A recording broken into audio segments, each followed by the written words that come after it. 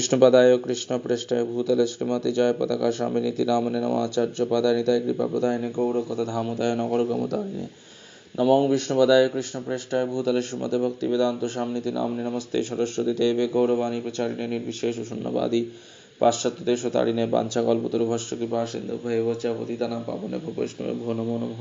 जय श्री कृष्ण चैतन्य प्रभु नित्यानंद श्री अद्वैत गदाधर शिवासादि श्री गौर भक्तबिंद। हरे कृष्ण कृष्ण कृष्ण हरे हरे, हरे राम राम राम हरे हरे। তো গতকাল আমি শ্রীপাদ আনন্দ প্রভু কিভাবে পাশ্চাত্য জগতে শিল প্রভুপাদের সংস্পর্শে আসলেন এবং শিল প্রভুপাদ থেকে কিভাবে অনুপ্রেরণা লাভ করলেন 16 ঘন্টা ধরে হরিনাম প্রচার করার জন্য, সেগুলি আলোচনা করেছি। তো আজ আমি আনন্দ প্রভু যে ভারতে আসলেন এবং কিভাবে তিনি বৃন্দাবন ধামে নিজেকে সমর্পিত করলেন শেষ 24 বছর, সেটি আলোচনা করব। তো শ্রী চৈতন্য মহাপ্রভুর 500তম যে জন্ম, 500 বছর যে গৌর পূর্ণিমা ফেস্টিভ্যাল, 500তম যে গৌর পূর্ণিমা ফেস্টিভ্যাল হয়েছিল 1986 সালে, তো সেই উপলক্ষে আনন্দ প্রভু ভারতে আসেন, বিশেষ করে মায়াপুর ধামে আসেন। মায়াপুর ধামে গৌর পূর্ণিমায় অংশগ্রহণ করার জন্য। তো মহাপ্রভু 1486 সালে তার আবির্ভাব এবং 1986 সালে 500 বছর পূর্তি হয় তার আবির্ভাবের। তো গৌর পূর্ণিমার 500 বছর উদযাপন, এবং সেখানে সমস্ত ভক্তরা আসছে, বিশেষ করে পাশ্চাত্য দেশ থেকে অনেক ভক্তরা এসেছিল সেই সময়ে। তো অনিন্দ্র প্রভু তাদের সঙ্গে এসেছিলেন মায়াপুরে গৌর পূর্ণিমা উপলক্ষে। তো তার প্ল্যান ছিল যে তিনি মায়াপুরে দর্শন করবেন এবং সেখান থেকে তিনি আবার ভক্তদের সঙ্গে তার দেশে অর্থাৎ আমেরিকায় ফিরে যাবেন। তো তার এই ভারতে থাকার কোনো প্ল্যান ছিল না, বা মায়াপুরে বা বৃন্দাবনে যাওয়ার কোনো প্ল্যান ছিল না।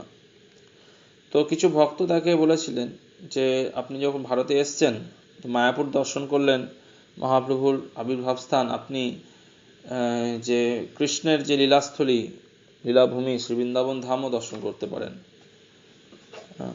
তো এটি সুযোগ হবে না পরবর্তীতে, তো আপনি ভারতে এসছেন, এখনই আপনি দর্শন করুন বৃন্দাবন ধাম।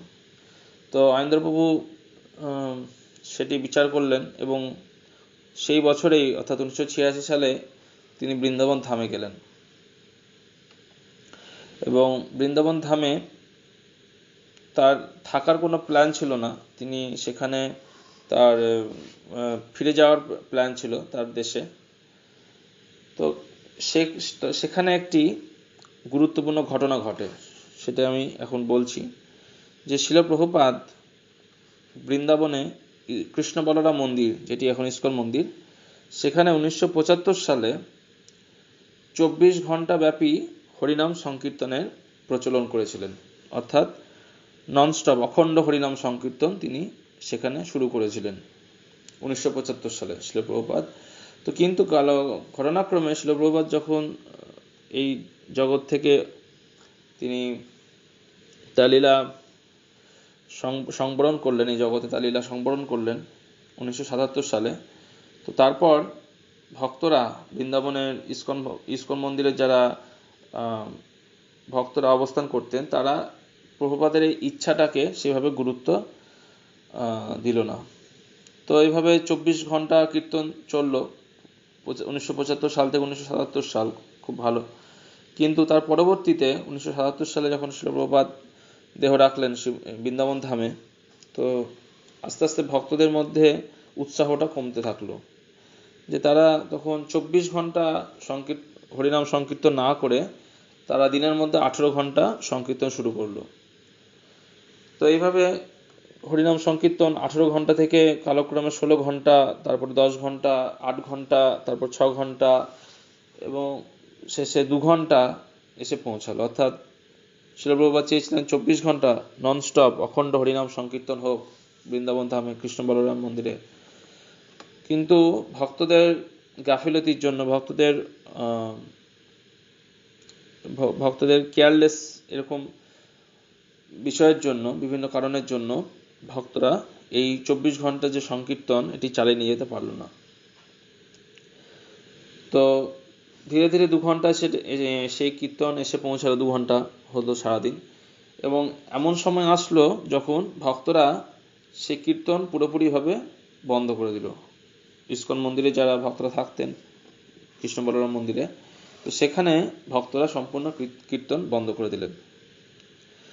তো তখন তারা চিন্তা করলেন, ভক্তরা যে প্রভুপাদ চেয়েছিলেন যে মন্দিরে কীর্তন হোক, তো আমরা যদি বাইরে থেকে কিছু সহজিয়া মানে যারা পয়সা নিয়ে কীর্তন করে, প্রফেশনাল কীর্তনিয়া যারা, তাদেরকে নিয়ে এসে যদি কীর্তন করায় সেটাও খারাপ নয়, এরকম বিচার করলেন। তো তারা কিছু প্রফেশনাল কীর্তন, কিছু যারা টাকা নিয়ে কীর্তন করে, এরকম ব্যবসা করে, কীর্তন করে ব্যবসা করে, এই ধরনের কিছু কীর্তনিয়া এই মন্দির থেকে তারা নিয়ে আসলেন। তো এই ইসকন মন্দিরে যখন এইভাবে কীর্তন শুরু হলো সহজিয়াদের দ্বারা, বিভিন্ন ব্যবসায়ী কীর্তনিয়ার দ্বারা যখন কীর্তন শুরু হলো, তো শিল প্রভুপাদ অত্যন্ত দুঃখিত হলেন। তো শিল প্রভুপাদ তখন একজন সিনিয়র একজন বৈষ্ণব, তার স্বপ্নে তিনি একদিন আসলেন শিল প্রভুপাদ, এবং তিনি এসে তিনি দুঃখ প্রকাশ করলেন যে আমি 24 ঘন্টা কীর্তন শুরু করেছি কৃষ্ণ বলরামের সামনে, এবং আজ তার এই অবস্থা।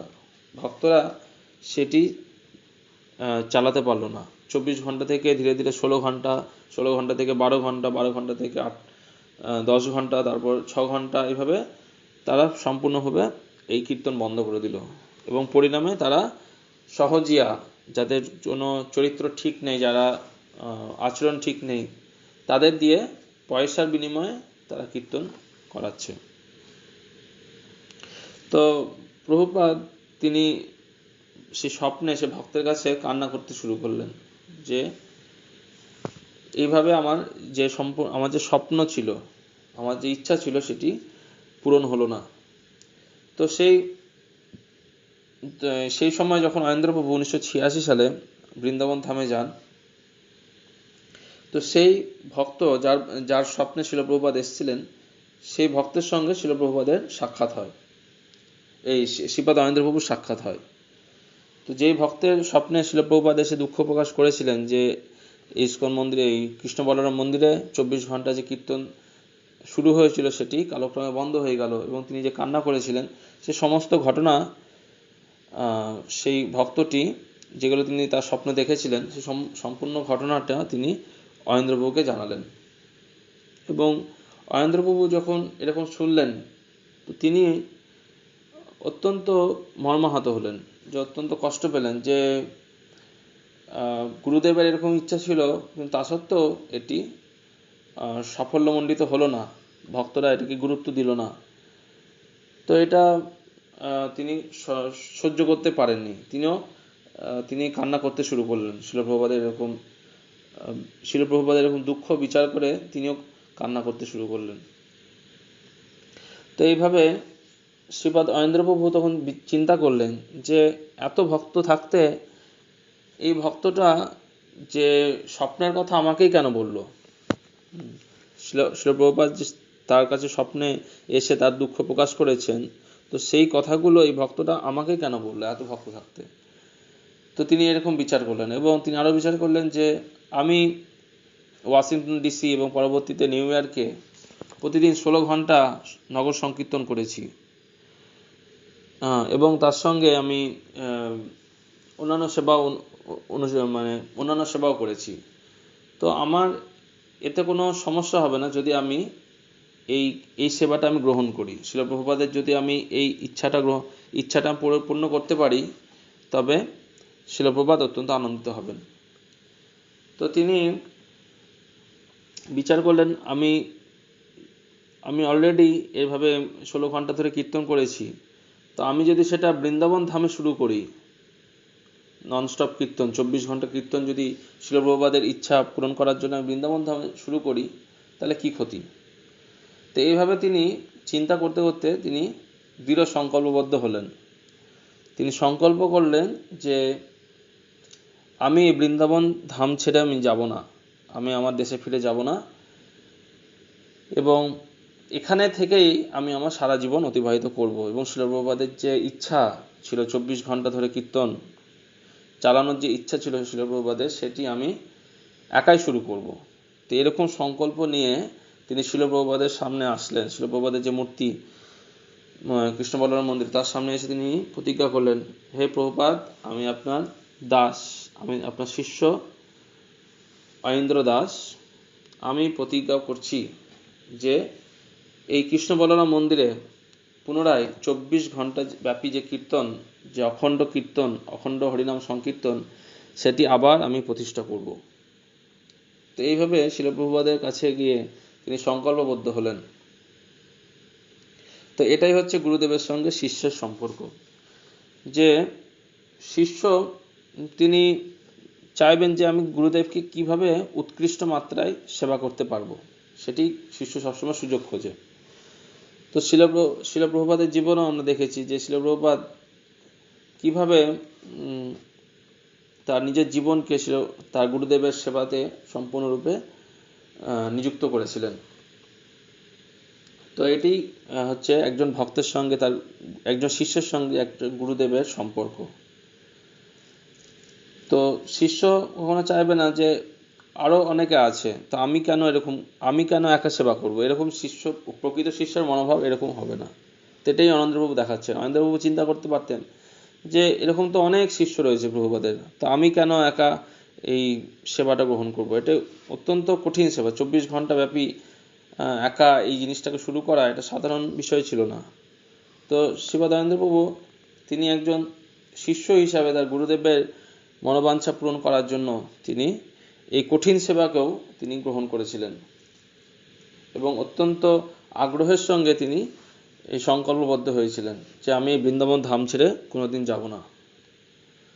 তো তখন তিনি যমুনাকে গিয়ে, যমুনা মাতার কাছে গিয়ে তিনি তার যে পাসপোর্ট, ভিসা, যে আমেরিকার যে সমস্ত ডকুমেন্ট, আমেরিকার সিটিজেনের যে সমস্ত ডকুমেন্ট তিনি যমুনার জলে ফেলে দিলেন। যেগুলো আমরা সাধারণত কেউ আমেরিকার সিটিজেন হওয়ার জন্য পাগল হয়ে থাকে, আমেরিকায় বাস করার জন্য। এক একজনের 12-14 বছর লেগে যায় ভিসা পাওয়ার জন্য। তো অয়েন্দ্রবাবু সেটা নিমেষের মধ্যে সেই ভিসা, পাসপোর্ট এবং সমস্ত যে তার যে ডকুমেন্ট, তার যে নাগরিকত্ব, সমস্ত কিছু তিনি যমুনার জলে ভাসিয়ে দিলেন। আমরা জানি যে শিল সনাতন গোস্বামী কাছে যখন জীবন ঠাকুর এসেছিলেন, তখন জীবন ঠাকুরও এইভাবে পরশ পাথরকে যমুনার জলে ফেলে দিয়েছিলেন। তখনই সে শুদ্ধ নাম বা হরিনাম জপ করার জন্য সংকল্পবদ্ধ হয়েছিলেন। তো এইভাবে অয়েন্দ্রপ্রভুর জীবনে আমরা সেই একই ঘটনা দেখলাম, যে অয়েন্দ্রপ্রভু যে হরিনাম বা ভগবানের এই শুদ্ধ নাম জপ করার জন্য যে দৃঢ় সংকল্পবদ্ধ হলেন, এই যে হরিনাম 24 ঘন্টা ব্যাপী অখণ্ড হরিনাম শুরু করার জন্য যে তিনি দৃঢ় সংকল্পবদ্ধ হলেন, তার জন্য তিনি সবকিছুকে ত্যাগ করতে চেয়েছিলেন, সবকিছু ত্যাগ করেছিলেন, যেটি আমাদের দ্বারা চিন্তা করাও সম্ভব নয়। তো এইগুলি মহান যে ভক্ত, তাদের থেকে এগুলো আমাদেরকে শিখতে হয়, কি ধরনের ডেডিকেশন, কি ধরনের গুরুদেবের প্রতি তীব্র, গুরুদেবকে সেবা করার যে তীব্র ইচ্ছা কিরকম থাকা উচিত, সেটি আমাদের এই ঘটনা থেকে শেখা উচিত। যে এবং তিনি তার সমস্ত কিছু, যে তার জিনিসপত্র, তিনি যমুনা তার যে নাগরিকত্ব এবং তার যে সমস্ত জিনিস তার প্রয়োজন বিদেশে ফিরে যাওয়া, তার দেশে ফিরে যাওয়ার জন্য সবকিছু তার জলাঞ্জলি দিলেন, যমুনার জলে ফেলে দিলেন এবং তিনি প্রতিজ্ঞাবদ্ধ হলেন এই 24 ঘন্টা অর্থাৎ অখণ্ড হরিনাম সংকীর্তন শুরু করার জন্য। এবং 1986 সালের বিজয় দশমীর দিন, দশেরা, যেটাকে বিজয় দশমী বা আমরা দশমী বলি সাধারণত, দুর্গাপূজা যে দশমী, তো সেই বিজয় দশমীর দিন তিনি নতুন উদ্যমে সহকারে এই 24 ঘন্টা ব্যাপী যে হরিনাম সংকীর্তন সেটি আবার শুরু করলেন। তো সেই দিন থেকে 1986 সালের সেই বিজয়া দশমী দিন থেকে যে অখণ্ড হরিনাম সংকীর্তন শিল প্রভুপাদ শুরু করেছিলেন এবং কালক্রমে যেটা বন্ধ হয়ে গিয়েছিল, সেই অখণ্ড হরিনাম সংকীর্তন আবার শুরু হলো সেই বিজয়া দশমীর দিন থেকে 1986 সালে। এবং তিনি তখন তার মন্দিরের যে কমান্ডার বা মন্দিরের যারা প্রেসিডেন্ট, সবাইকে তিনি জানালেন যে আপনারা এই সমস্ত সহজিয়া বা যারা পয়সা দিয়ে যারা কীর্তন করছে তাদেরকে আপনারা বার করে দিন মন্দির থেকে, কোনো প্রয়োজন নেই, আমি একাই এই অখণ্ড হরিনাম সংকীর্তন চালাবো, একাই আমি এই হরিনাম সংকীর্তন শুরু করব। তো এইভাবে তিনি একাই শুরু করেছিলেন এই 24 ঘন্টা ব্যাপী যে হরিনাম সংকীর্তন তিনি একাই শুরু করেছিলেন। এটা আমাদের কাছে বিশ্বাস করাটা খুব কঠিন, কিন্তু এটি সত্য। অয়েন্দ্রপ্রভু এইভাবেই তিনি যে 24 ঘন্টা ব্যাপী যে হরিনাম সংকীর্তন শুরু করেছিলেন, আজও সেটি, আজ প্রায় তার 35 বছর অতিবাহিত হয়েছে, আজও সেটি অত্যন্ত উৎসাহের সঙ্গে চলছে। তো এটি একজন বৈষ্ণবের একটা নিদর্শন, যে বৈষ্ণব যেটা রেখে যান, যে কৃতি, তিনি যে একটা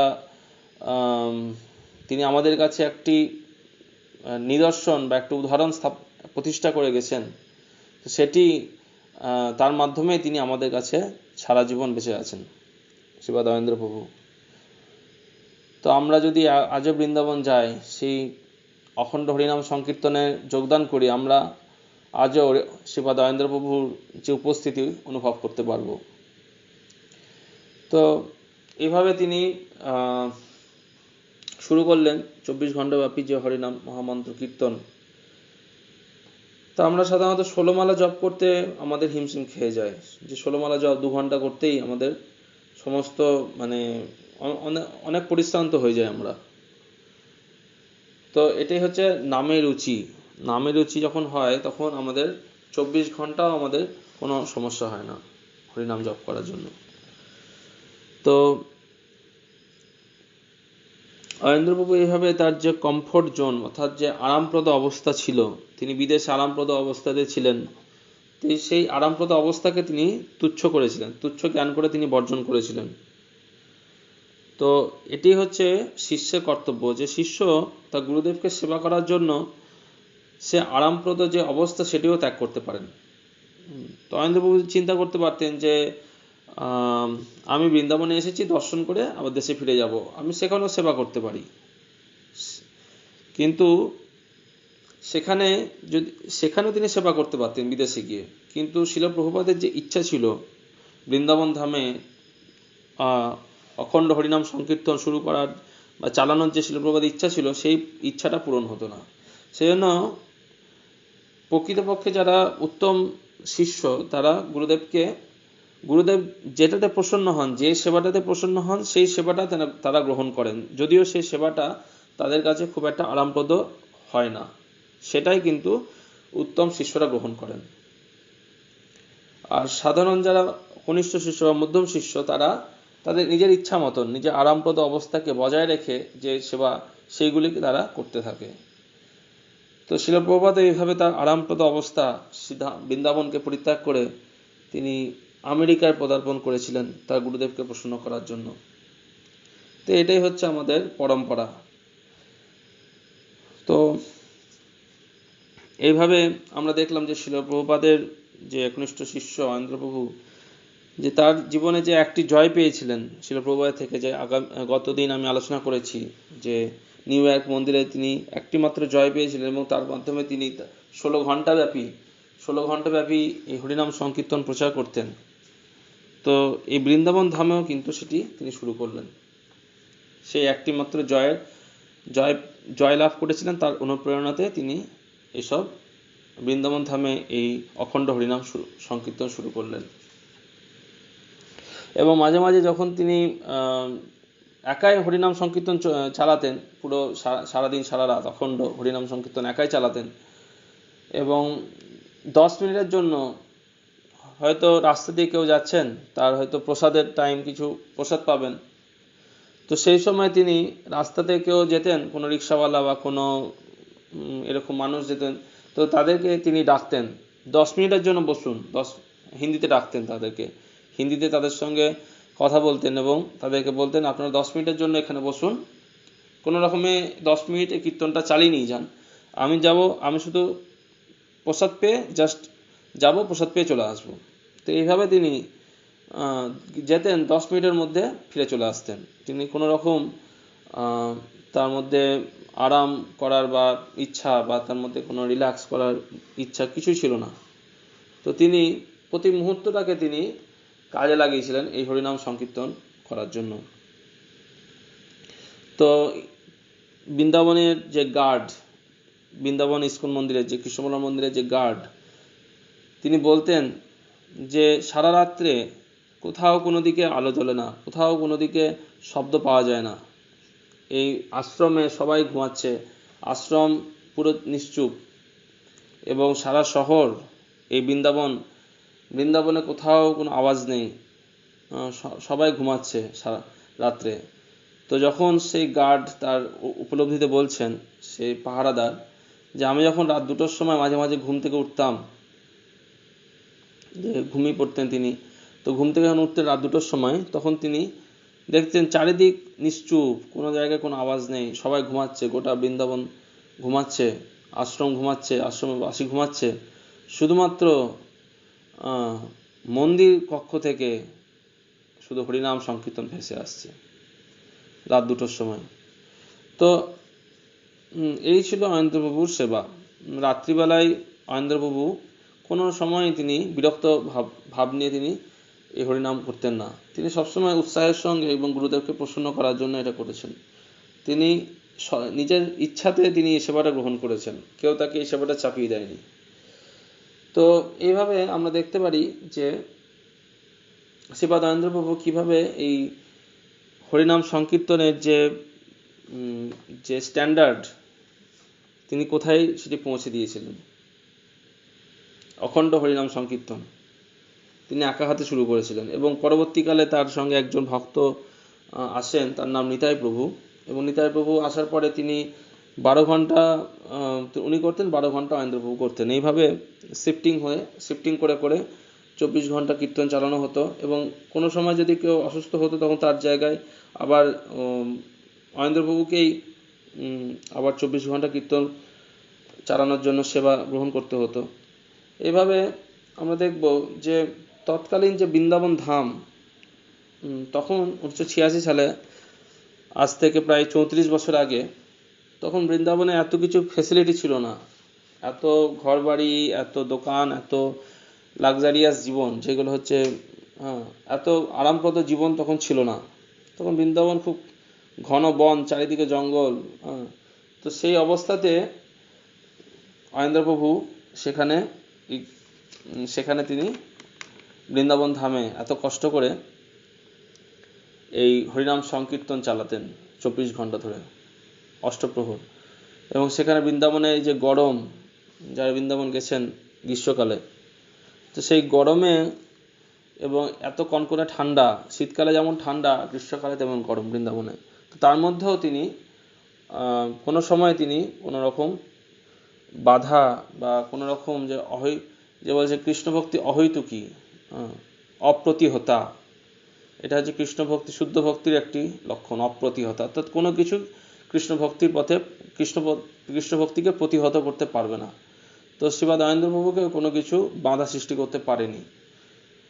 তো এত গরম, এত শীতের মধ্যেও তিনি এই হরিনাম সংকীর্তন অষ্টপ্রহর, এই ননস্টপ অখণ্ড হরিনাম সংকীর্তন চালিয়ে যেতেন। তো তিনি এইভাবে তিনি প্রতিষ্ঠা করেছিলেন যে কিভাবে একজন সমর্পিত ভক্তের কিরকম তার লাইফস্টাইল কিরকম হয়, তিনি সেটি জগৎকে শিক্ষা দিয়েছিলেন।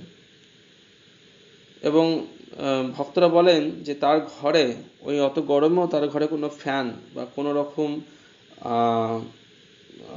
কুলার কিছু ছিল না। তিনি অত্যন্ত তপস্যার সঙ্গে, অত্যন্ত বৈরাগ্যের সঙ্গে তিনি জীবনযাপন করতেন।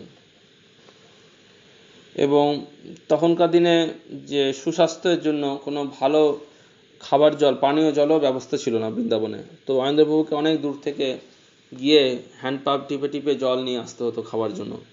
তো সেই সমস্ত জল খেয়ে তিনি মাঝে মাঝে অসুস্থ হয়ে যেতেন, কিন্তু কোনো সময় তিনি বৃন্দাবনকে ত্যাগ করার কথা মাথায় আনতেন না। তো বৃন্দাবনের প্রতি তার একটা গভীর একটা আসক্তি তৈরি হয়েছিল, একটি বিশেষ আসক্তির সৃষ্টি হয়েছিল, এবং এত কষ্ট, এত সহ্য করেও তিনি বৃন্দাবনকে কখনো ছেড়ে যেতে চাননি।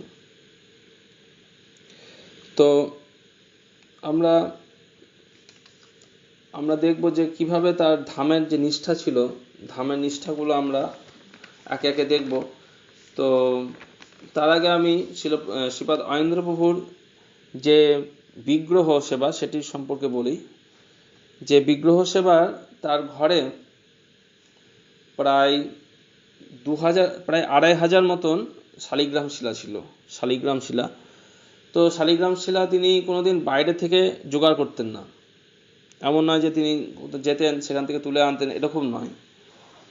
তিনি তার শুদ্ধ নামের প্রভাবে কৃষ্ণ তার কাছে চলে আসতেন। অর্থাৎ কারো কাছে হয়তো 100 শালিগ্রাম শিলা আছে, তখন সে বলছে, প্রভু আমি এই শিলা সঠিকভাবে যথাযথভাবে সেবা করতে পারছি না, শালিগ্রাম শিলাকে সেবা করতে পারছি না, আপনি দয়া করে গ্রহণ করুন। এইভাবে কেউ 100 জন শিলা দিয়ে গেলেন, কেউ 500 জন শিলা কেউ 500 শিলা কেউ দিয়ে গেলেন। তো এইভাবে 100 500 এই করতে করতে তার কাছে প্রায় 2000 থেকে 2500 শিলা হয়ে গেছিল, শালিগ্রাম শিলা। তো আপনারা যদি বৃন্দাবন যাবেন, তার ঘরে এখনো সেই শিলাগুলি রাখা আছে, শালিগ্রাম শিলা। আমি এবার গিয়ে দেখে এসেছি, খুব সুন্দর। তো তিনি তার কৃষ্ণের প্রতি যে ভালোবাসা ছিল সেটি এখানে প্রকাশ পায়। তিনি বলতেন যে কৃষ্ণ আমার কাছে এসছেন, আমি কি করে তাকে বর্জন করতে পারি। এবং কিছু ভক্তরা তার মধ্যে এই 2000-2500 যে শালিগ্রাম শিলা ছিল, তো তার মধ্যে কিছু শিলা ছিল খুব রাফ, মানে মসৃণ ছিল না, অমসৃণ শিলা, এবং সেখানে কিছু ফাটা দাগ ছিল, সেখানে ভাঙা কিছু অংশ ছিল। তো ভক্তরা তখন বলতেন অয়েন্দ্রবাবুকে, দেখুন এই সমস্ত শিলা যদি আপনি সেবা করেন, আপনার জীবনে কিন্তু কষ্ট আসতে পারে।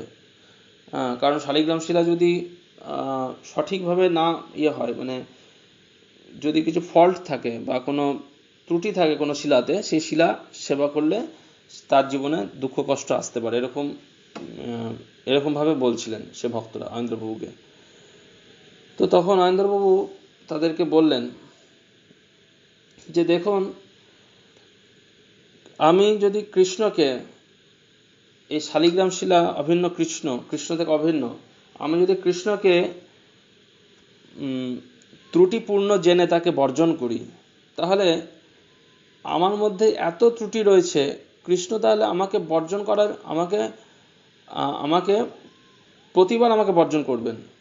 অর্থাৎ তিনি বোঝাতে চাইছেন, আমি যদি কৃষ্ণকে তার ত্রুটিপূর্ণ অবস্থার জন্য আমি বর্জন করি, অর্থাৎ শালিগ্রাম যেগুলি ত্রুটিপূর্ণ শালিগ্রাম, তাদেরকে আমি যদি বর্জন করি, তাহলে আমি যে এত ত্রুটিপূর্ণ, আমার মধ্যে যে এত ত্রুটি রয়েছে, তো কৃষ্ণ আমাকে তাহলে, আমি যদি কৃষ্ণের সঙ্গে যদি এরকম আচরণ করি, তাহলে কৃষ্ণ আমার সঙ্গে এরকম আচরণ করবে, এটি স্বাভাবিক। তা আমি এই শালিগ্রাম ত্রুটিপূর্ণ হলেও আমি তাদেরকে বর্জন করতে পারবো না।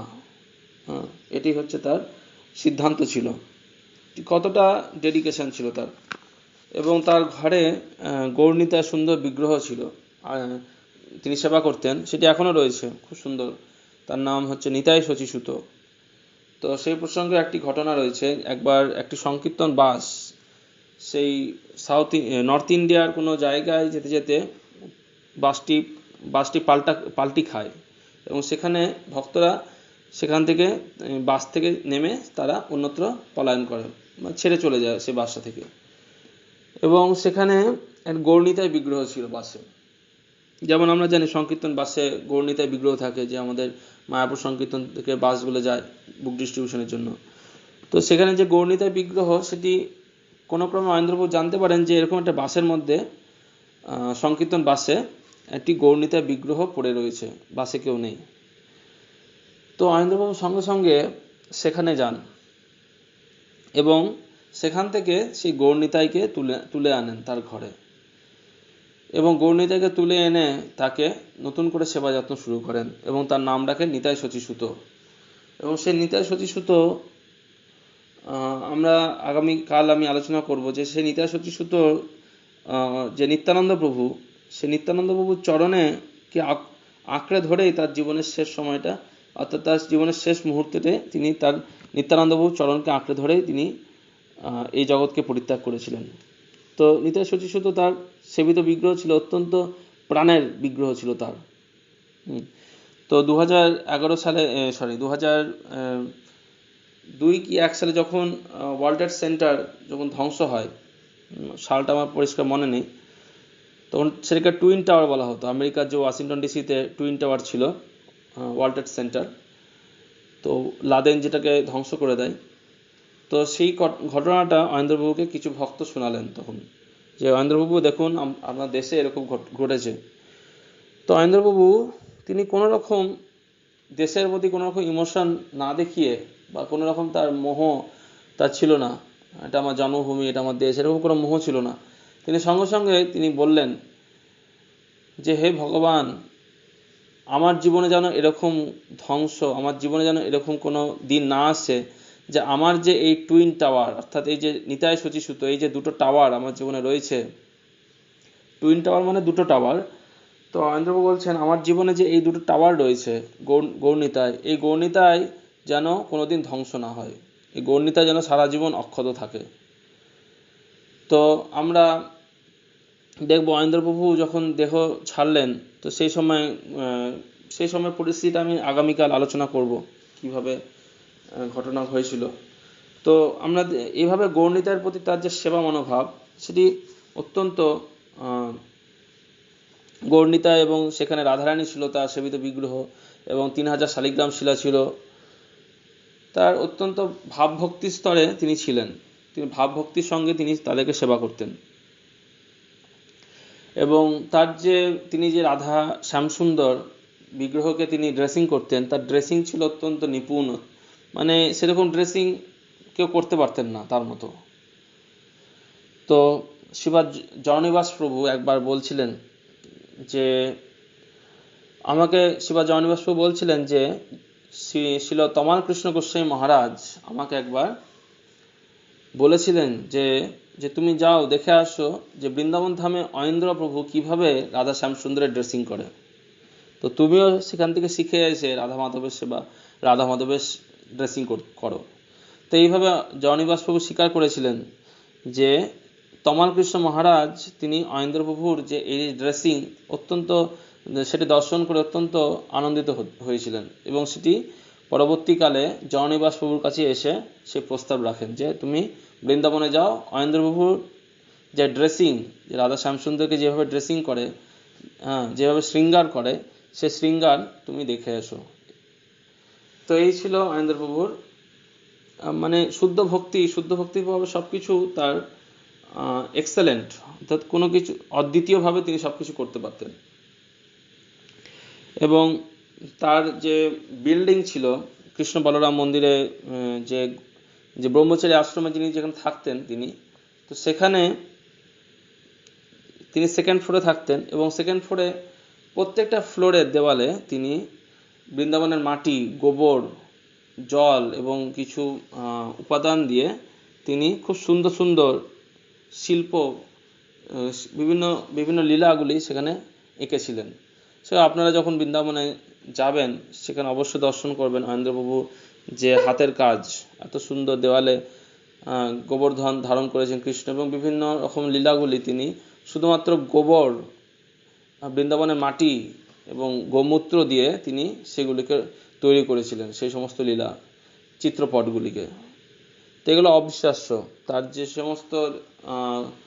তার যে কৃষ্ণ ভক্তির যে সমস্ত অঙ্গ ছিল তার জীবনে, এইগুলো অবিশ্বাস্য আমাদের কাছে। আমরা অনেক সময় তো বিশ্বাসও করতে পারি না যে এইগুলো সম্ভব হয়, কিন্তু অয়েন্দ্রপ্রভু এগুলো করতেন, এবং সেটি আমরা বৃন্দাবনে গেলে আমরা আজও সেগুলো দর্শন করতে পারবো। তো এইভাবে অয়েন্দ্রপ্রভু একজন ভাবভক্তির স্তরে অবস্থান করতেন। তো আমরা জানি যে শিল রূপ গোস্বামী ভক্তি রসামৃত সিন্ধু গ্রন্থে বৈধি ভক্তি, ভাবভক্তি, প্রেমভক্তি 3টি স্তর বর্ণনা করেছেন। তো অয়েন্দ্রপ্রভু তিনি বৈধি ভক্তির স্তর অতিক্রম করে তিনি ভাবভক্তির স্তরে অবস্থান করতে পারতেন, এবং তিনি যখন অপ্রকট হলেন, কিছু সন্ন্যাসী, কিছু উন্নত বৈষ্ণব নিষ্কপটে স্বীকার করেছেন যে অয়েন্দ্রপ্রভুর ভক্তি ছিল ভাবভক্তি স্তরে, এবং এটি খুব বিরল ভক্তি ছিল তার। তো সেটি আমি এখন সংক্ষেপে আলোচনা করব যে কিভাবে তিনি ভাবভক্তি স্তরে ভক্তি করতেন। তো ভাবভক্তির 9টি লক্ষণ রয়েছে, যেটি শিল রূপ গোস্বামী ভক্তি রসামৃত সিন্ধু গ্রন্থে লিখেছেন। খান্তির অব্যর্থ কালোত্তম বিরক্তির মান ও শূন্যতা আশাবন্ধ সমুৎকণ্ঠা নাম গানে সদা রুচি আসক্তিস্তৎ গুণাখ্যানে প্রীতিস্তৎ বসতিস্থলে ইতি আদয় অনুভাবা সুজাত ভাবাঙ্কুরে জনে। তো এই শ্লোকটির মাধ্যমে শ্রীল রূপ গোস্বামী ভাবভক্তির 9টি লক্ষণ তিনি তুলে ধরেছেন। তো প্রথম লক্ষণটি তিনি বলছেন খান্তি। খান্তি মানে ক্ষমা করার গুণ। তো আমরা এখন প্রত্যেকটা যে 9টি গুণগুলি রয়েছে ভাবভক্তি স্তরে যারা থাকেন, সেই 9টি গুণ শ্রীপাদ অয়েন্দ্রপ্রভুর জীবনে কিভাবে প্রকাশিত হয়েছিল সেগুলি আমি আলোচনা করব ধীরে ধীরে। তো ক্ষমা করার গুণ তখনই হবে আমাদের মধ্যে যখন আমরা ধৈর্যশীল হব বা সহ্য শক্তি আমরা লাভ করতে পারবো। তো অয়েন্দ্রপ্রভুর জীবনে তিনি তার মধ্যে যে সহ্য শক্তি এবং ধৈর্য ছিল সেটি বলার অপেক্ষা রাখে না। কারণ এই যে তিনি 24 ঘন্টা ব্যাপী যে একাই যে নাম সংকীর্তন শুরু করেছিলেন, ননস্টপ অখণ্ড নাম সংকীর্তন, অনেক কিছু তাকে সহ্য করতে হয়েছিল। তাকে শীত, গ্রীষ্ম, বর্ষা এবং যে সেখানকার যে গরম, বৃন্দাবনের গরম, সবকিছু তাকে সহ্য করতে হয়েছিল। এবং সেখানকার অবস্থা, বৃন্দাবনে সেই সময় কোনো সুযোগ সুবিধা ছিল না, সেখানে ভালো খাবার জলও ছিল না, বেশি ভক্তও ছিল না যে ভক্তদের থেকে সাহায্য পাবে। তো অয়েন্দ্রপ্রভু এইভাবে একাই সেখানে প্রথম দিকে ননস্টপ কীর্তন শুরু করেছিলেন। তো এটাই তার সহ্য শক্তির প্রমাণ, এটাই তার ধৈর্যের প্রমাণ। এবং যখন তার কারোর মধ্যে এই সমস্ত গুণ থাকে তার মধ্যে অবশ্যই ক্ষমা গুণ অবস্থান করে। তো এটি গেল প্রথম গুণ ভাবভক্তি স্তরে। এরপর দেখব অব্যর্থ কালোত্তম, অর্থাৎ যে কেউ যদি ভাবভক্তি স্তরে অবস্থান করে তার কিন্তু সময় নষ্ট করার বিন্দুমাত্র সময় সে নষ্ট করতে চাইবে না। অব্যর্থ কালোত্তম, যে প্রত্যেকটা কালকে তিনি অব্যর্থ রাখবে, অর্থাৎ ব্যর্থ কাল অতিবাহিত করতে দেবে না। তো শ্রীপাদ অয়েন্দ্রপ্রভু আমরা আজ হবে না, আগামীকাল আলোচনা করব তার যে শিডিউল, তার যে সারাদিনের যে রুটিন ছিল সেটি আমি আগামীকাল আলোচনা করব। সেখানে আমরা দেখব যে অয়েন্দ্রপ্রভু মাত্র দিনে 2 ঘন্টা বিশ্রাম করে সারাদিন তিনি ভগবানের সেবায় যুক্ত থাকতেন। তো তার 2000 শালিগ্রাম যে সেবা এবং নিতাই সতীসূতের জন্য ভোগ রান্না করা তিনি কিভাবে করতেন সেটা আমি আগামীকাল আলোচনা করব। এবং আমরা দেখব যে অয়েন্দ্রপ্রভুর জীবনে তিনি কোনো সময় তিনি সময় নষ্ট করতেন না। তিনি সবসময় কীর্তন এবং ভক্তদেরকে অনুপ্রেরণা এবং ভগবানের সেবা, বিগ্রহ সেবা, শালিগ্রাম সেবা, গৌরনিতাইয়ের সেবাতে নিজেকে যুক্ত রাখতেন। কোনো সময়কে তিনি নষ্ট হতে দিতেন না। এবং নিজের জীবনের জন্য তার যে সমস্ত প্রয়োজনগুলি ছিল সেইগুলি অত্যন্ত কমিয়ে দিয়েছিলেন। যেহেতু তিনি ভাবভক্তির স্তরে ছিলেন তার পক্ষে সম্ভব হয়েছিল। আমরা এগুলোকে অনুকরণ করতে পারি না, আমরা সেটা অনুসরণ করব। তিনি যে সমস্ত জিনিস আমাদের জন্য শিক্ষা হিসাবে রেখেছেন সেগুলি আমরা অনুসরণ করব। তো এটি গেল দ্বিতীয় গুণ অব্যর্থ কালোত্তম। তৃতীয় গুণ হচ্ছে বিরক্তি। যে ভাবভক্তির স্তরে থাকবে তার মধ্যে অবশ্যই বিরক্তি প্রকাশ পাবে, অর্থাৎ বৈরাগ্য প্রকাশ পাবে। তো এই জড়জগৎকে আমরা সবাই ভোগ করতে চাই কম বেশি। ভক্ত হওয়া অবস্থাতেও আমরা কিছু মাত্রায় জড়জগৎকে ভোগ করা বাসনা থেকে যায় আমাদের মধ্যে, সম্পূর্ণরূপে নির্মূল হয় না। কিন্তু কেউ যদি ভাবভক্তি স্তরে যায় তার মধ্যে কিন্তু সম্পূর্ণ বৈরাগ্য লাভ হয়। তো অয়েন্দ্রপ্রভুর জীবনে আমরা দেখব যে তিনি আমেরিকার সিটিজেন ছিলেন। তিনি আমেরিকাতে একজন সম্ভ্রান্ত বংশের মানুষ ছিলেন এবং তার কোনো রকম অভাব ছিল না, এবং তিনি সেখানে সুন্দরভাবে সেবা করছিলেন। সবকিছু তার যে কমফোর্ট জোন, তার আরামপ্রদ অবস্থা, সবকিছু তিনি ত্যাগ করে দিয়ে তিনি ভারতের এই বৃন্দাবন ধামে, যেখানে কোনো রকম সুযোগ সুবিধা সেরকম ছিল না, তো তিনি সেখানে অবস্থান করলেন। তো এটি হচ্ছে তার বৈরাগ্যের লক্ষণ। এবং তিনি তার যে সমস্ত আমেরিকার সিটিজেন, যে তার নাগরিকত্ব, ভিসা, সব কিছু তিনি যমুনার জলে ফেলে দিয়েছিলেন। এবং আরেকটা জিনিস, যে তিনি কখনো সেলাই করা কাপড় পরিধান করতেন না। তিনি সবসময় এক কাপড়ে বস্ত্র পরিধান করতেন। এক কাপড়ে তিনি সম্পূর্ণ শরীর ঢাকতেন। তো তিনি বলতেন যে এই যে সেলাই করা বস্ত্র, এটি ব্রজবাসীর জন্য ব্যবহার করা ঠিক নয়। তো কারণ এটি হচ্ছে একটি ওয়েস্টার্ন কালচার, সেলাই করা জিনিস এগুলি তিনি একদম ব্যবহার করতেন না। যখন থেকে তিনি ব্রজে অবস্থান করলেন শেষ 24 বছর তিনি এই সেলাই করা জিনিস একদম ব্যবহার করতেন না। তো এরপরে পয়েন্ট হচ্ছে মানশূন্যতা,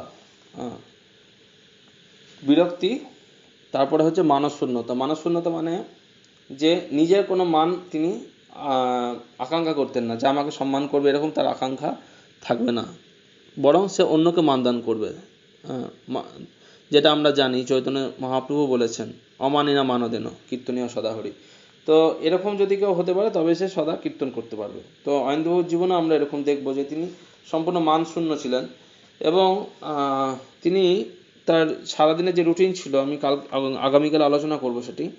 তো তার মধ্যে একটি সময় ছিল যে তিনি তার ব্রহ্মচারী আশ্রমের যে টয়লেট, যে বাথরুম তিনি পরিষ্কার করতেন নিজের হাতে।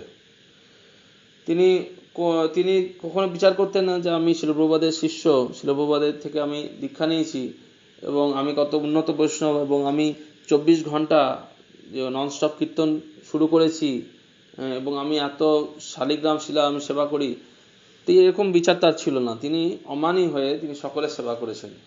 তিনি প্রতিদিন বাথরুম পরিষ্কার করতেন নিজের হাতে, তিনি ঘষে ঘষে ভক্তদের যে সমস্ত ব্যবহার করা বাথরুম তিনি পরিষ্কার করতেন। তো এরপরে আমরা পরের পয়েন্ট হচ্ছে আশাবন্ধ। তো আশাবন্ধ পয়েন্ট আলোচনা করতে গেলে আমরা অয়নবাবুর একটা লেটার আমি আলোচনা করব, যে তিনি সবসময় তিনি যে সেবা করতেন তিনি আশাবন্ধ মানে শ্রীল রূপ গোস্বামী বলছেন যে ভক্তদের জীবনে অবশ্যই এই আশা থাকা উচিত, এই হোপ, এই আশা থাকা উচিত যে আমি কৃষ্ণ অবশ্যই আমাকে কৃপা করবেন, রাধারানী অবশ্যই আমাকে কৃপা করবেন। তো এই প্রসঙ্গে আমি শ্রীপাদ অয়নেন্দ্রবাবুর একটি চিঠি আমি আলোচনা করব, যে চিঠিটা তিনি শ্রীমতী রাধারানীকে উদ্দেশ্য করে লিখেছিলেন। এবং সেই চিঠিতে তিনি লিখেছিলেন যে হে রাধারানী, আমি এই বৃন্দাবন ধাম থেকে আমি কখনো আমাকে বহিষ্কার করো না।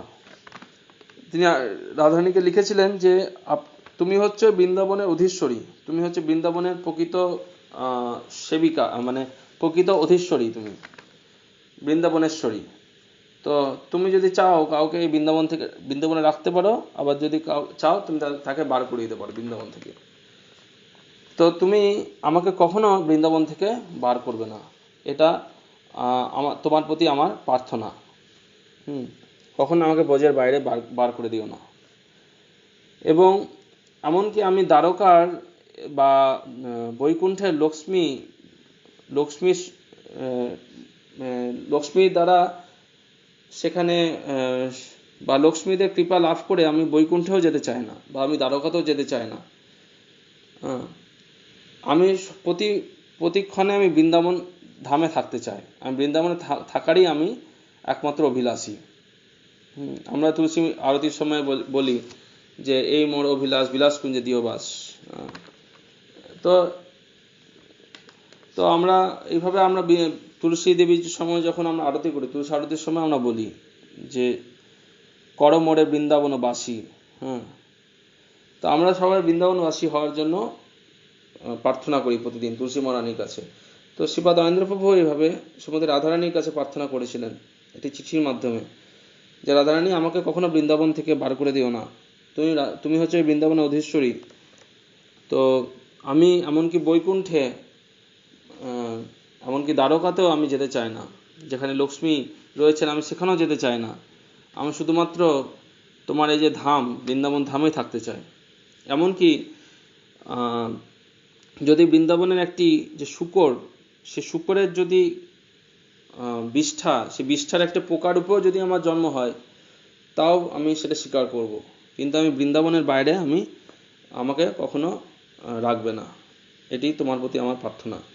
এইভাবে রাধারানীর প্রতি তিনি একটি চিঠি লিখেছিলেন। তো তিনি আশাবন্ধ, তিনি সবসময় আশায় থাকতেন যে তিনি কিভাবে ভগবানের কৃপা লাভ করবেন, কি করে রাধারানীর কৃপা লাভ করবেন, কি করে তিনি বৃন্দাবনের ধামে জন্মের পর জন্ম তিনি বৃন্দাবন ধাম লাভ করবেন। তো এটি তার আশা ছিল। তো এরপরে পয়েন্ট হচ্ছে সমুৎকণ্ঠা। সমুৎকণ্ঠা মানে সবসময় ভগবানের কৃপা লাভ, ভগবানকে দর্শন করার জন্য, ভগবানকে পাওয়ার জন্য একটি আকাঙ্ক্ষা।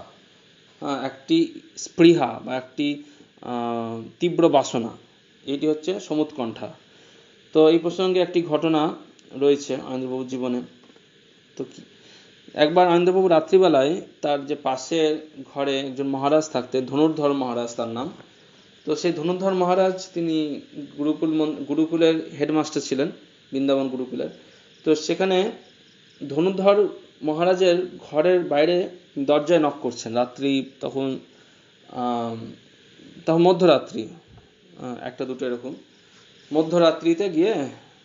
এবং আমি যখন আগামীকাল আমি শিডিউল আলোচনা করব তার যে সারাদিনের রুটিন, সেখানে আমি দেখব যে কিভাবে তিনি সারা রাত্রি তার যে গিরিরাজ, তার 2000 শালিগ্রাম, তাদের সেবা করতেন সারা রাত ধরে।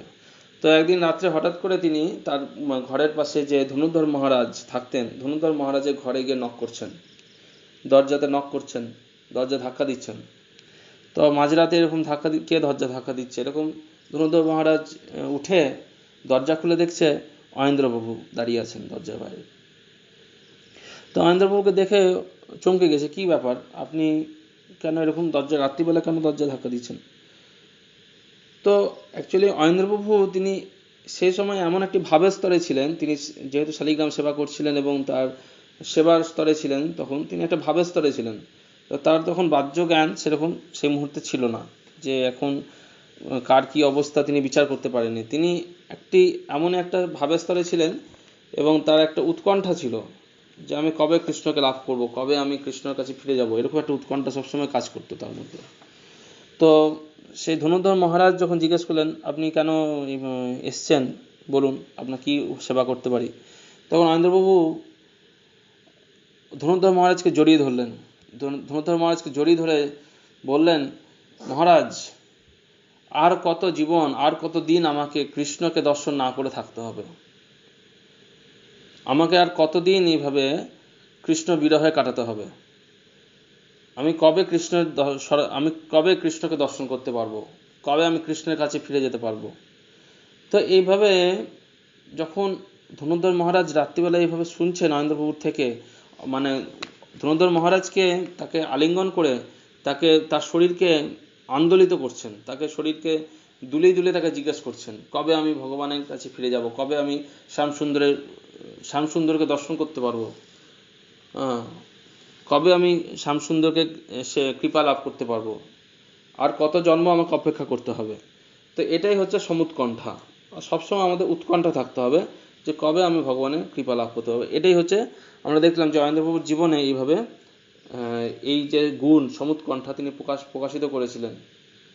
তো তখন সেই ধনুর্ধর মহারাজ মানে বাকশূন্য হয়ে পড়লেন, মৌন হয়ে গেলেন, তিনি কিছু বলতে পারলেন না। অনিন্দ্রবাবুর এই যে ভাব দর্শন করে তিনি আর কিছু বলতে পারলেন না। তিনি পরবর্তী সময়ে তিনি এটি একটি ইন্টারভিউতে বলেছিলেন যে অনিন্দ্রবাবু কিভাবে তার ঘরে গিয়ে তাকে এইভাবে জিজ্ঞাসা করেছিলেন যে আমাকে আর কত জীবন, কত জন্ম, কতদিন আমাকে কৃষ্ণের বিরহে কাটাতে হবে, কৃষ্ণকে দর্শন না করে আমাকে থাকতে হবে। তো এই ছিল সমুৎকণ্ঠা। এরপরে গুণ হচ্ছে নাম ও গানে সদারুচি। তো শ্রীপাদ অনিন্দ্রবাবু তার নামগানে যে সদারুচি ছিল এটা বলার অপেক্ষা রাখে না, কারণ তিনি একাই ননস্টপ হরিনাম সংকীর্তন শুরু করেছিলেন কৃষ্ণ বলরাম মন্দিরে শিল প্রভুপাদের ইচ্ছা পূরণ করার জন্য। তো এটা খুব স্বাভাবিক যে তার নাম গানে যে সর্বদা রুচি ছিল। তো এটি আর বিশ্লেষণ করার কোনো প্রয়োজন নেই, কারণ যে 24 ঘন্টা কেউ যদি হরিনাম সংকীর্তন করতে পারে তার নাম গানে অবশ্যই রুচি রয়েছে, এটি স্বাভাবিক। এরপরে পয়েন্ট হচ্ছে আসক্তি স্তদ গুণাখ্যানে। তো আমি এতক্ষণ আলোচনা করলাম খান্তি, 2 নম্বর হচ্ছে অবার্থ কালোত্তম, 3 নম্বর হচ্ছে বিরক্তি, 4 নম্বর মানশূন্যতা, 5 নম্বর আশাবন্ধ, 6 নম্বর সমুৎকণ্ঠা, 7 নম্বর নামগানে সদারুচি। এবং এখন আমি আলোচনা করব 8 নম্বর পয়েন্ট, আসক্তি স্তদ গুণাখ্যানে। যে ভাবভক্তির যে 8 নম্বর যে লক্ষণ, 8 নম্বর যে গুণ, সেটি হচ্ছে আসক্তি স্তদ গুণাখ্যানে। অর্থাৎ ভগবানের গুণ, ভগবানের লীলা মহিমা বলার জন্য অত্যন্ত আসক্ত হয়ে পড়বে সে। কেউ যদি ভাবভক্তির স্তরে থাকে সে সবসময় সুযোগ খুঁজবে কখন আমি ভগবানের মহিমা অন্যকে বলবো, কখন আমি এই এই ভগবানের গুণ ব্যাখ্যা করব, কখন আমি ভগবানের যে এত সুন্দর লীলা অন্যের সঙ্গে শেয়ার করব। তো এরকম সে আসক্ত হয়ে পড়বে। তো এই প্রসঙ্গে আমি অনিন্দ্রপ্রভুর একটি ঘটনা বলি। তো যখন আমরা জানি যে ভাগবতম পাঠ হয় প্রতিদিন, সব মন্দিরেই হয়, সকাল 8টা থেকে ভাগবতম পাঠ হয়। তো বৃন্দাবন মন্দিরেও হয় ভাগবতম পাঠ। তো যেদিন যেদিন অনিন্দ্রপ্রভুর দিন থাকতো ভাগবতম পাঠের, তো ভক্তরা 8টার সময় ভাগবতম ক্লাস অ্যারেঞ্জ করতেন। অনিন্দ্রপ্রভু আসতেন, 8টার সময় বসতেন ব্যাসপীঠে, ভাগবতম ক্লাস দিতে শুরু করতেন এবং সেই ক্লাস চলতো। মাঝে মাঝে ভক্তরা বলতেন সেই ক্লাস মাঝে মাঝে 10:30 11টা পর্যন্ত চলতো। তো ভক্তরা কিছু উঠতে পারতেন না, যাদের প্রয়োজন হতো তারা উঠে যেতেন। কিন্তু ভক্তরা এবং অনিন্দ্রপ্রভু এত মানে সরলভাবে, এত সুন্দরভাবে তিনি ভগবানের লীলা মহিমা কাহিনী অপরের সঙ্গে শেয়ার করতেন, তিনি এত সুন্দর করে ব্যাখ্যা করতেন, ভগবানের গুণ ব্যাখ্যা করতেন, যে যে সকলেই তার প্রতি আকৃষ্ট হয়ে যেত। এমনকি এই যে ঘন্টার পর ঘন্টা যে তিনি বলতেই আছেন, তার যে এই আসক্তি এখানে প্রকাশ পাচ্ছে, ভগবানের নাম গুণ লীলা ব্যাখ্যা করতে যে আসক্তি তার ছিল, সেটি এখানে প্রকাশ পাচ্ছে। যে 8টা থেকে তিনি এক একদিন 11টা পর্যন্ত তিনি প্রবচন দিতেন, ভাগবতম ক্লাস দিতেন। তো ভক্তরা এটি জানতেন যে অনিন্দ্রপ্রভুর দ্বারা এটি সম্ভব, কারণ তিনি তার ভগবানের গুণ মহিমা প্রচারের বলার জন্য তার আসক্তি রয়েছে, ভগবানের নাম গান করার জন্য তার সর্বদা রুচি রয়েছে। তো এরকম এক্সাম্পল আর দ্বিতীয় কারোর জন্য সম্ভব নয়, এটা সব ভক্তরা জানতেন। এবং এর পরবর্তী যে পয়েন্ট, সেটি হচ্ছে শেষ পয়েন্ট, সেটি হচ্ছে 9 নম্বর ভাবভক্তি, 9 নম্বর পয়েন্ট, 9 নম্বর যে গুণ, সেটি হচ্ছে প্রীতিস্তৎ বসতিস্থলে। প্রীতিস্তৎ বসতিস্থলে মানে হচ্ছে যেখানে ভগবান যেখানে বাস করতেন, সেখানে বাস করার জন্য যে প্রীতি অনুভব, সেটি ভাবভক্তির স্তরে যিনি রয়েছেন সে অনুভব লাভ করতে পারেন। অর্থাৎ ভগবানের যে ধাম রয়েছে, বৃন্দাবন, মায়াপুর, এই সমস্ত ধামে বাস করার জন্য তার একটা প্রীতি আসবে, তার মধ্যে একটি আসক্তি আসবে সেই ধামের প্রতি, সেই ধামে বাস করার জন্য তার তীব্র বাসনা তৈরি হবে। তাই আমি কিছুক্ষণ আগে বললাম যে রাধারানীর প্রতি তার কি বাসনা ছিল, সেটি একটি চিঠিতে লিখেছিলেন যে রাধারানী কোনোদিন যেন আমাকে বৃন্দাবনের বাইরে না যেতে হয়, বৃন্দাবনে যেন আমার, এমনকি যেন শুকুরের বিষ্ঠাতে যদি পোকা হিসাবে যদি জন্ম হয় তাও ভালো, কিন্তু আমি যেন বৃন্দাবনেই যেন সারা জীবন, জন্মের পর জন্ম যেন বৃন্দাবনে থাকতে পারি। তো তার যে ধাম নিষ্ঠা ছিল সে সম্পর্কে আমি কিছু ঘটনা বলে আমি শেষ করব আজকে। তো সেইগুলি জানা খুব গুরুত্বপূর্ণ, তার যে ধাম নিষ্ঠা ছিল। তো তার পাইলসের সমস্যা ছিল, পাইলস। তো ভক্তরা তাকে বলতেন যে আপনি দিল্লিতে চলুন বা অন্যান্য জায়গায় চলুন, আপনার ভালো ডাক্তার দেখিয়ে পাইলস ঠিক করা হবে। তো অনিন্দ্রবাবু বলতেন, আমি যদি পাইলসের রোগে কষ্ট পেয়ে যদি বৃন্দাবনে মারা যায় তাও ভালো, আমি বৃন্দাবনের বাইরে পাইলস চিকিৎসা করার জন্য যাব না। তো এরকম আমরা জানি গৌরকিশোর দাস বাবাজি মহারাজ, তার চোখে যখন নষ্ট হয়ে যায়, ছিল ভক্তি সিদ্ধান্ত সরস্বতী ঠাকুর তার কাছে এসে বলেন, হে গুরুদেব, আপনাকে আমি কলকাতায় নিয়ে যেতে চাই, কলকাতায় আপনার চোখে চিকিৎসা করতে চাই। তো ভক্তি সিদ্ধান্ত তখন গৌরকিশোর দাস বাবাজি মহারাজ সম্পূর্ণ প্রত্যাখ্যান করেন সেই কথা, বলেন না, আমি কলির জায়গা কলকাতায় যেতে চাই না। তো সেরকম অনিন্দ্রপ্রভুর জীবনে আমরা দেখব যে তিনি বৃন্দাবন ধাম ছেড়ে তিনি তার চিকিৎসার জন্য তিনি কোথাও যেতে চাননি। এবং পরবর্তীকালে যখন ডাক্তাররা দেখলো তার এরকম নিষ্ঠা ধামের প্রতি, ডাক্তাররা তখন কুরিয়ার করে সেই ওষুধ, তার যে ঘর ছিল বৃন্দাবনে কৃষ্ণ বলরাম মন্দিরে ব্রহ্মচারী আশ্রমে 89 নম্বর ঘর, সে ঘর এখনো রয়েছে, অ্যাজ ইট ইজ রয়েছে। তো 89 নম্বর রুমে ডাক্তাররা সেই ওষুধ পাঠিয়ে দিত কুরিয়ার করে। তো এখান থেকে আমরা শিক্ষা লাভ করি যে কেউ যদি ধামের প্রতি যে এত নিষ্ঠা ছিল, তার রাধারানী তার যে সমস্ত যে কেয়ার, তার যে যত্ন, সেটি রাধারানী তাকে যত্ন দিতেন। এবং রাধারানীর ইচ্ছাতেই বৃন্দাবন ধামে যেহেতু তার এত আসক্তি, রাধারানীর ইচ্ছাতেই তিনি ঘরে বসে সেই ওষুধ পেয়ে যেতেন। তো আরেকটি ঘটনা আমরা দেখব যে একদিন অনিন্দ্রপ্রভু কে অয়ন্দ্রবাবুকে কিছু ভক্ত একটা জায়গায় সংকীর্তন করার জন্য নিয়ে যেতে চাইছেন। সেটি একটা জেল ছিল, জেল কয়েদাগার ছিল। তো সেই কয়েদিদের যেখানে জেলে ওখানে নিয়ে যেতে চাইছেন। তখন অয়ন্দ্রবাবু সাধারণত ব্রজের বাইরে যেতেন না, বৃন্দাবন ধাম ছেড়ে যেতেন না, কিন্তু যেহেতু এটা প্রচারের ব্যাপার, তিনি নিজের চিকিৎসার জন্য যেতে চাননি। কিন্তু এখানে তিনি একটি শিক্ষা দিচ্ছেন যে প্রচারের জন্য আমরা যেতে পারি। তো প্রচারের জন্য যেহেতু ভক্তরা তাকে রিকোয়েস্ট করেছিলেন, অয়ন্দ্রবাবু আপনি চলুন, কিছু কয়েদি রয়েছে তাদেরকে আপনি হরিনাম শোনাবেন, একটা জেলে আপনাকে নিয়ে যেতে চাই আমরা। তো অয়ন্দ্রবাবু এরকম শুনে তিনি যদিও বৃন্দাবনের বাইরে তিনি যেতে চাইতেন না, কিন্তু যখন শুনলেন যে এরকম হরিনাম সংকীর্তনের জন্য তাকে নিয়ে যাওয়া হচ্ছে, তিনি অবশ্যই রাজি হলেন। এবং যখন তিনি গাড়িতে উঠলেন বৃন্দাবনের বাইরে যাওয়ার জন্য, যেখানে তারা নিয়ে যেতে চাইছিলেন অয়ন্দ্রবাবুকে, গাড়ি করে যাবেন, তো সেই গাড়িতে যখন উঠলেন সেই গাড়িতে কিছু মশা ঢুকে যায়। এবং যখন মশা ঢুকে যায় তখন অয়ন্দ্রবাবু সেই গাড়ির তখন কাঁচগুলো তিনি আটকে দেন, যে যে গাড়ির যে সাইড কাঁচগুলো থাকে সেই কাঁচগুলো উঠিয়ে দেন, আটকে দেন। তো এইভাবে মশাগুলো গাড়ির মধ্যে আটকে যায়।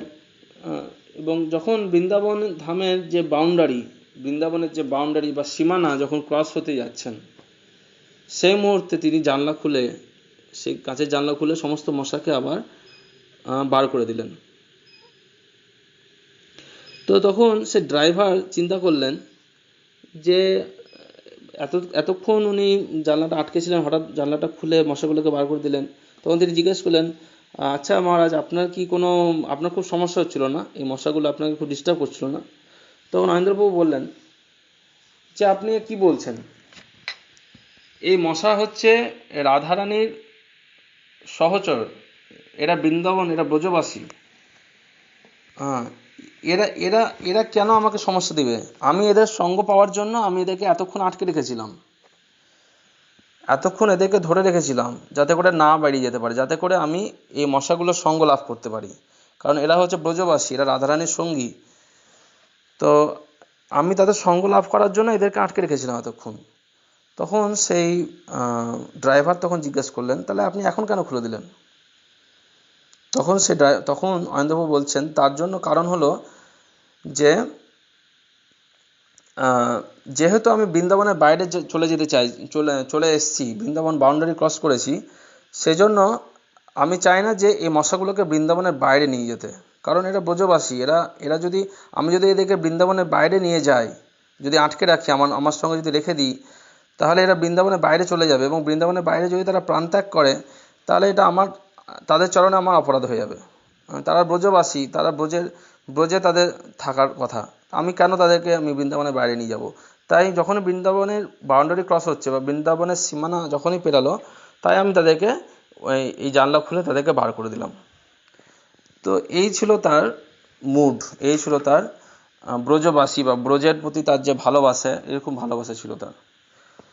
তো আমি আরেকটি শেষ ঘটনা বলে শেষ করব, যে আমরা জানি যে তার কীর্তন কত ফেমাস। তিনি অনেক অ্যালবাম তিনি তৈরি করেছিলেন, তার কীর্তনে অনেক অ্যালবাম রয়েছে, সেগুলি এখনও পাওয়া যায়। তার মধ্যে কিছু অ্যালবাম রয়েছে, যেমন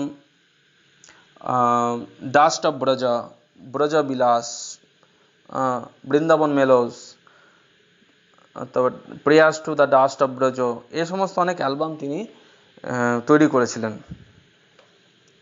তো এই সমস্ত অ্যালবামগুলি তিনি কিন্তু বৃন্দাবনেই তৈরি করেছিলেন। বৃন্দাবনে তার যে রুম ছিল, সেখানে তিনি স্টুডিও বানিয়ে সেখানে তিনি সব এগুলো রেকর্ডিং করতেন, সেখানে তিনি অ্যালবামগুলো তৈরি করতেন। তখন ভক্তরা তাকে বলতেন যে অয়ন্দ্রবাবু, আপনি তো এগুলি যদি দিল্লিতে গিয়ে করেন, তাহলে দিল্লিতে অনেক তাড়াতাড়ি অনেক ভালো সুবিধা পাবেন, আপনি অনেক ভালো উন্নত যন্ত্রের মাধ্যমে এগুলি রেকর্ডিং করা যাবে। আপনি কেন বৃন্দাবনে এগুলি রেকর্ডিং করছেন? আপনি দিল্লিতে চলুন, সেখানে ভালো স্টুডিও আছে, সেখানে উন্নত মানের যন্ত্র রয়েছে, খুব শীঘ্রই সেগুলি আপনার রেকর্ডিং হয়ে যাবে, আপনার অ্যালবাম তৈরি হয়ে যাবে, এতদিন লাগবে না। তো এক একটা অ্যালবাম তৈরি করতে তার মাসের পর মাস লেগে যেত, কিন্তু তা সত্ত্বেও তিনি ধৈর্য সহকারে বৃন্দাবনেই সেই অ্যালবামগুলো তৈরি করতেন। সে ভক্তদের বলতেন, আমি বৃন্দাবনের এই যে ব্রজে যে ধূলির প্রতি যে প্রার্থনা করব, সেটা আমি ব্রজের বাইরে কি করে করব? এই যে prayers to the dust of Braj, এটার মানে হচ্ছে ব্রজের যে ধুলি, ব্রজের যে রজকণা, সে ব্রজের রজের প্রতি প্রার্থনা। তো অয়নেন্দ্রবাবু বলতেন, আমি যে ব্রজের রজের প্রতি প্রার্থনা জানাচ্ছি, তো এটা আমি বৃন্দাবনের বাইরে গিয়ে আমি কি করে ব্রজের রজের প্রতি প্রার্থনা জানাবো? আমাকে বৃন্দাবনে থেকে আমাকে এটা করতে হবে। এই যে ব্রজ বিলাস, হ্যাঁ, বৃন্দাবন মেলোস, এগুলো সমস্ত অ্যালবাম তার বৃন্দাবন বা ব্রজ এই নামের সঙ্গে জড়িত। তো এখান থেকে আমরা তার ধামের প্রতি যে নিষ্ঠা, বৃন্দাবনের প্রতি যে নিষ্ঠা, সেটা আমরা দেখতে পাই। তো তিনি কোনো সময় দিল্লি বা অন্য কোনো বড় বড় শহরে যেতে চাইতেন না অ্যালবাম তৈরি করার জন্য। তিনি দিনের পর দিন, মাসের পর মাস তিনি অপেক্ষা করতেন। তো এক একটা অ্যালবাম তৈরি হতে তার 6 মাস লেগে যেত রেকর্ড করে অ্যালবাম তৈরি হতে। এবং আমরা যদি তার কীর্তন শুনি বিভিন্ন অ্যালবামগুলো থেকে, এই বৃন্দাবন মেলোস, prayers to the dust of Braj, এখনও সেই সমস্ত অ্যালবামগুলি রয়েছে ইন্টারনেটে, ব্রজবিলাস, সেই কীর্তনগুলি আমরা যদি শুনি অয়নেন্দ্রবাবুর, তো সেখানে দেখব বিভিন্ন ময়ূর, বিভিন্ন পাখি, বৃন্দাবনে বিভিন্ন পাখি, তারপর বিভিন্ন গাভী, ব্রজবাসীদের গলার স্বর সেখানে আমরা শুনতে পাবো।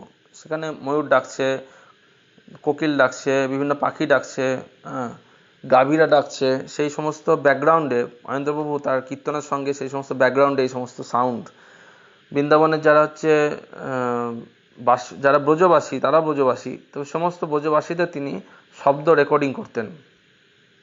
ময়ূর, গাভী, সবার শব্দ, তাদের ডাক, তাদের গলার স্বর, কণ্ঠস্বর, সব কিছু তারা রেকর্ডিং করতেন অয়নেন্দ্রবাবু। এবং সব কিছু রেকর্ডিং করে তিনি তার যে এই অ্যালবাম তিনি তৈরি করতেন।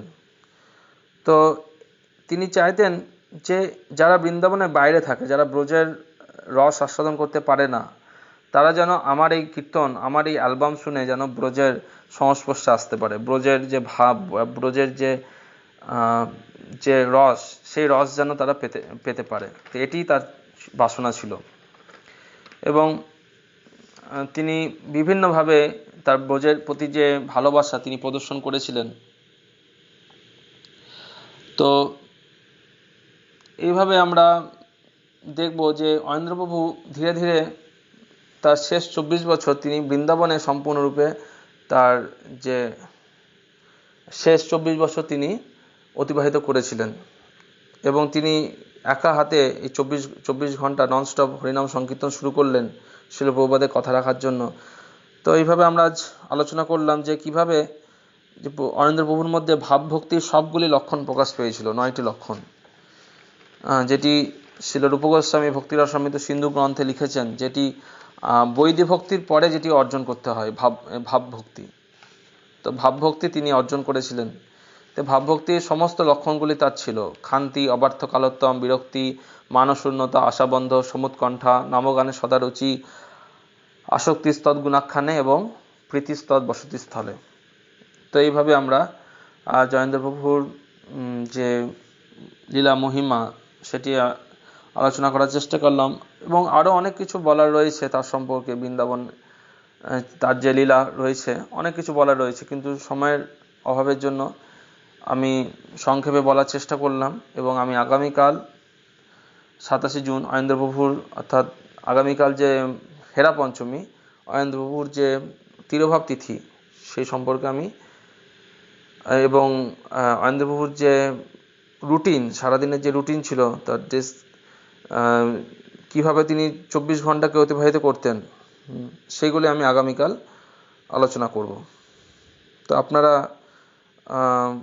কৃপা করবেন যাতে আমি এই মহান যে ভক্ত, শিল প্রভুপাদের যে শিষ্য, শ্রীপাদ অয়নেন্দ্রপ্রভুর তার যে কৃষ্ণের প্রতি যে ভালোবাসা, যে প্রেম, যে গুরুর প্রতি যে ভালোবাসা, ধামের প্রতি যে ভালোবাসা, তার জন্য, বা এই হরিনামের প্রতি যে ভালোবাসা, কৃষ্ণ নামের প্রতি যে ভালোবাসা, তার যেন বিন্দুমাত্র কণা আমার লাভ হয়।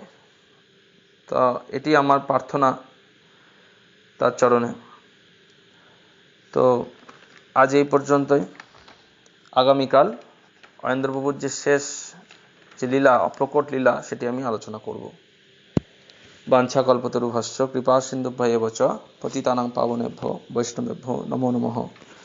জয় শ্রীপাদ অয়নেন্দ্রপ্রভু কি জয়, শিল প্রভুপাদ কি জয়। নিতাই গৌর সীতানাথ প্রেমানন্দে হরি হরি बोल।